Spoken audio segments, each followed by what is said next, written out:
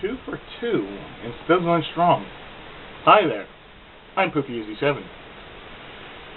I got another game review, and this time, this is a recommendation from BygPhattyPlus. That's like pig. This is badass. This is truly badass. This is Dragonball Z Ultimate Tenkaichi, otherwise known in Japan as Dragonball Z Sparking Blast. It is a whole lot different than any other Dragon Ball game you've ever tried or ever played. Now, there are a couple things I like about this game and a couple things I do not like about this game. And you're going to hear why. First off, I really like the fact that there are two modes. There's story mode, and then there's hero mode. Story mode basically takes place throughout the entirety of the Dragon Ball Z storyline. I mean, starting from the Saiyajin arc to the Omega Shenron fight in GT. And one of the main features that I do not like, I'm starting with the ones I don't like first, then the ones that I do like. The ones I don't like first are basically the giant boss battles. The giant boss battles are quite different because, of course, you face a boss which is like 10 times bigger than you. And for the most part, it's mainly QTE. And if you don't know what QTE is, that's quick time events. For the most part, you do face certain giant you do face giant bosses like Uzuru, Vegeta, I believe Janemba. Janemba, heal the guy. I believe it's Janemba. Yeah, Janemba and the Metacooler Core. And yes, they do take place on the same plane. The thing I do not like about that is because since it is a QTE, there's likely a chance that you may miss. You may miss because you're tapping. And, you know, to me, some of my commands don't really prop it. It's like even if I press hard, like boom, boom, boom, I have to really press or mash it, you know. Because you will start with 1, and then there's 2, and then there's, you know, then later on you get 3, and then you get 4. A total of 4, basically. And I mean, don't get me wrong. The giant boss battles are a nice touch. The only thing I wish was, my only regret to say that I wish you had a little bit more time, like in Piston North Star Ken's Rage. Because it's like this. You had time to actually press, you know, put down the inputs. You know, you had time to put down inputs like 1, 2, 3, 1, 2, 3, 1, 2, 3, 4, 5. Now, saying that it's on, you know, whatever difficulty you put it on, whether it's easy, normal, hard, it doesn't matter. Story stays the same. Plus, you know, difficulty varies on how well you can do. Like, for example, where I am right now, I am at the Metacooler fight. And like I mentioned before, You can fight them back for the most part, but the thing is, you have to make sure that you do not get hit. Or even if you do get hit, don't get hit too much. That's the whole trick. You have to mainly evade and counteract. Because where it will get you at is the quick time events, because you have to be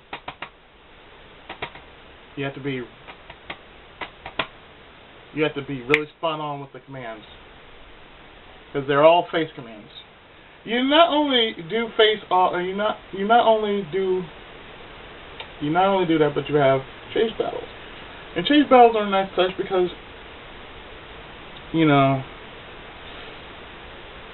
they're part of what DBZ is. You know, you have these chase battles in which, you know, you're chasing after like Vegeta, or you're chasing after Dodoria or something like that. And from what I know, throughout the Namek arc of the game, there are two chase battles. One is you and Gohan are escaping Dodoria. Another one is that Vegeta is chasing after Dodoria. So you're going, and so it's like this: you're being chased, and you're the one doing the chasing. And like I said, it's a nice touch. You know, I don't mind. I mean, it took me maybe like how many times just to figure out how to do the hyper vapor trail, as I like to call it, the hyper vapor trail. I know they're doing vapor trails, but like I had to basically learn how to do the hyper vapor trail just to catch up with Dodoria. Took me a couple of times to actually get it because I've never done it.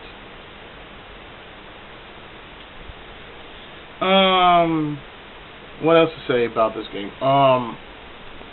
Another thing I can say about this game is that despite the chase battles and the giant boss battles, the one thing I do like is the character creator. There's some good and there's some bad to it. I'm going to start with the bad first. The bad part about the character creator is that you don't really have much to choose from. Because you got wild hair and you got bed hair. And the wild hair is like all over the place. All over the place.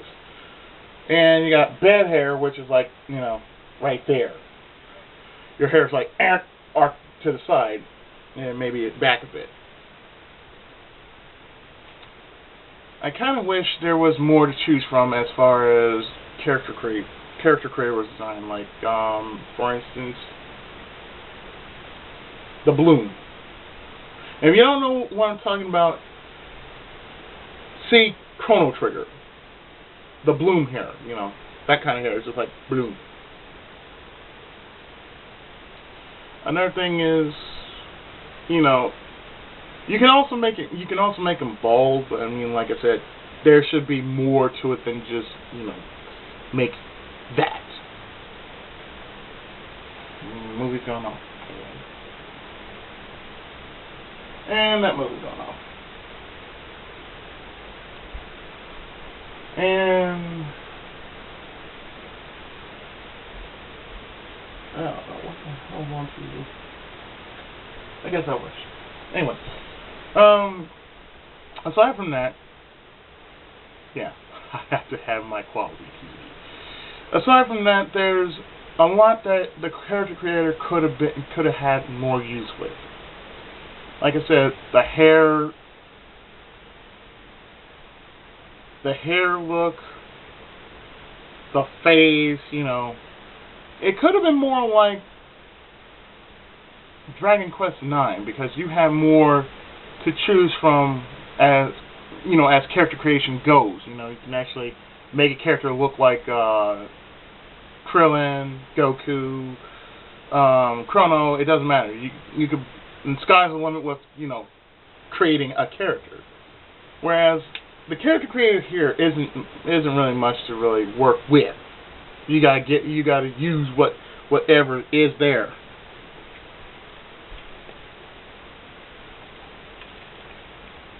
So as I said, I like it, but yet at the same time I don't like it. And you can only have 3 types of heroes. You got the standard hero.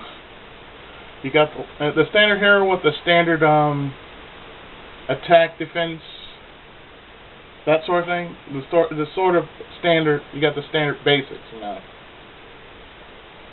You have the light hero, which is basically your speed type. And then you got the heavy hero, which is your power type. So you got standard, speed, and power. And like I said before, you know, they could have done a little bit more with it, because it's just like what you see is what you get.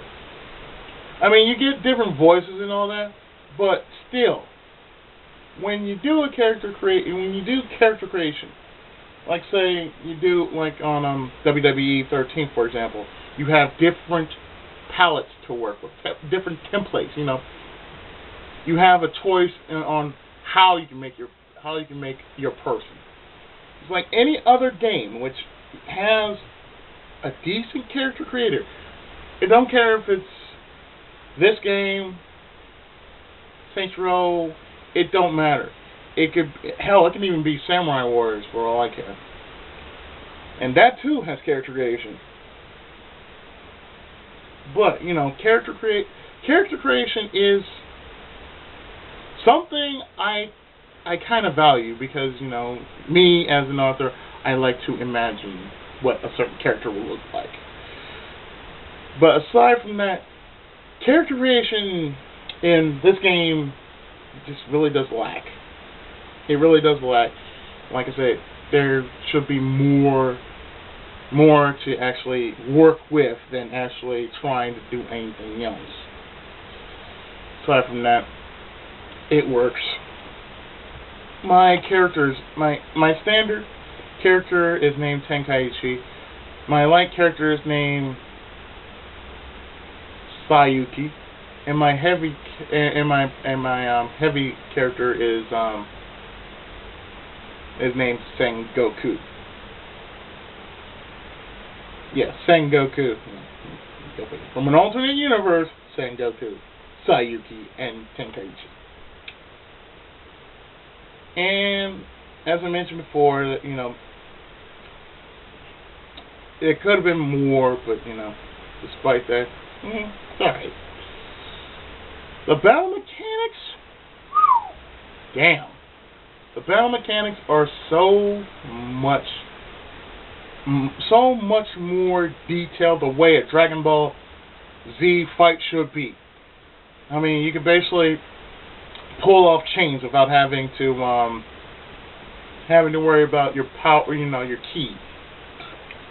And I really do like this. I really do like how the ki isn't really a matter here, much less, you know, beating the living shit out of somebody. I like that. I really do like that. I like the fact that, you know, they actually made the battles a little bit more like you can be in 2 different ranges. You can be in melee range, which is like CQ, close quarter, or you can be long distance, what they call blast range. And I really do like that, because you can switch in and out, no problem. Without, you know, there'd be no problems. You can actually just go boom, boom, boom, boom, just, you know. You can pull off certain moves. You can pull off certain moves in story mode, and that's the beautiful thing I like about story mode. In story mode, when you know you have to pull off a certain move, if your spirit is maxed out, you can pull off a certain move. But the moves are a little bit more simplified, because you don't have to you don't have to input. You don't have to do an input. And when there's a power struggle, you just rapidly tap one button, and that's usually the Y button. Another thing you can also do is there's a way to actually, you know,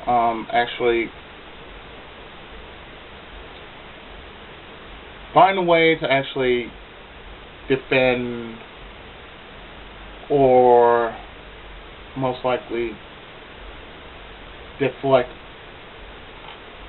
an enemy's move. So you got guard, intercept, and evade. Let me tell you, best way to go is intercept. That's the best way to go. Because guard will, guard can only take you so far, but yet you will lose some health. Evade is basically, you have to just make sure you're in sync. You're in sync. So when you do evade, it's like, oh, evade. After all the buttons you actually push, that's it. You just evade. Aside from that,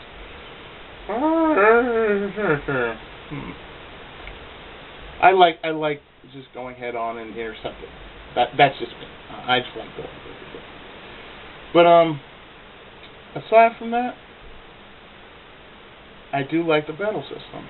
You can actually pull off a certain move, and when you pull off a certain move, god damn, you can freaking make a crater out of it. Just make a crater out of the very place you are actually fighting in, and it will stay there.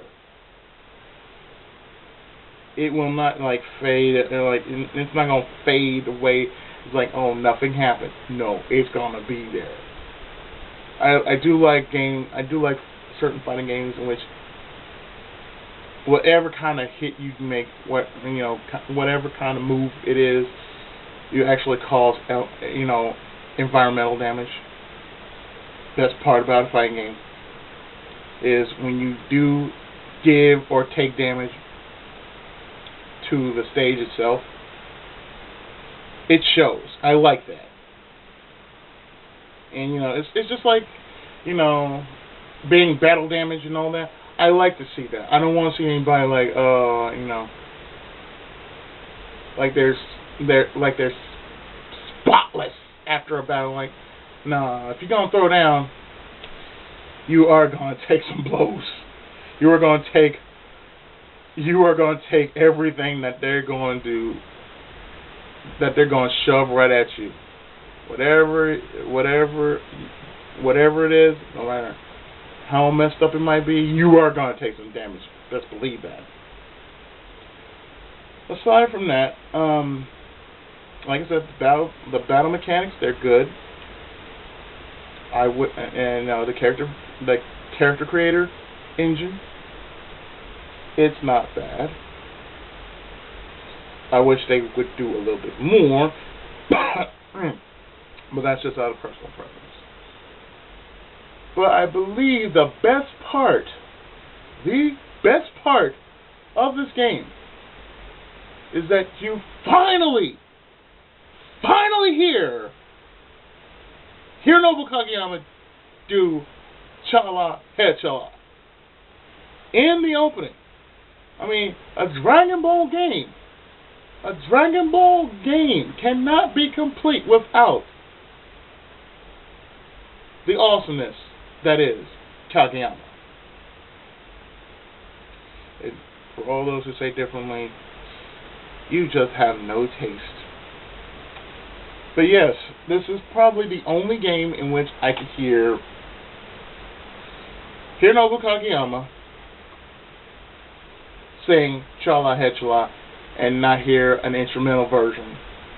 Because I'm so sick of I am so sick of hearing the instrumental versions. I mean, it's been there with the original Budokai series. The first 3 Budokai games, I had to listen to nothing but the instrumental openings that turned out to be the instrumental endings as well. So I'm like, I wish when the Budokai games did come out, it was okay to hear Kageyama in the opening and the in the ending. You would get the instrumental version, Or what would have been nice is like in the music section, you get to hear the actual track and not like the instrumental version, but you get to hear the Kageyama version. So like I said, the game as a whole, it is awesome. Despite the little gimmicks it has and tweaks and whatnot, I find it pretty awesome. I mean, I spent hours playing this game, and like I said, this was a recommendation. This was a recommendation to me to say you should try this game. So I tried it for a couple hours, despite me actually mashing buttons like a madman on the giant boss battles. I made it. And, you know, like I said, I wouldn't mind actually trying a little bit more of it. I might do that during the course of my break. Well, like I said, you know, real good game. I'm hoping they do make a sequel to it, in which, if they make giant boss battles again, make it a little more fair. Like I mentioned before, like this is North Star Ken's Rage for the 360. Something to it like that, then you know what you would see. Because I don't mind quick time events, just as long as they're by all means fair to the players. Because if it's not fair to the players, then you know it shouldn't be there. But, you know, like I said, that's just out of personal preference. But as I mentioned before, this game was a recommendation by BygPhattyPlus. Big, I really do thank you, man. Really, I have utterly, truly enjoyed this game. And should there be a sequel to this, or anything better than this, I'm going to pick this up. I'm going to pick this up, seriously. So that has been another game review from me, the Tenkaichi Gaming, and I hope to see you next time with whatever else that I might have in the vaults of the Tenkai house. So with that, I'd like to thank you for watching. God bless. Keep on gaming, and of course, Tenkai Muso!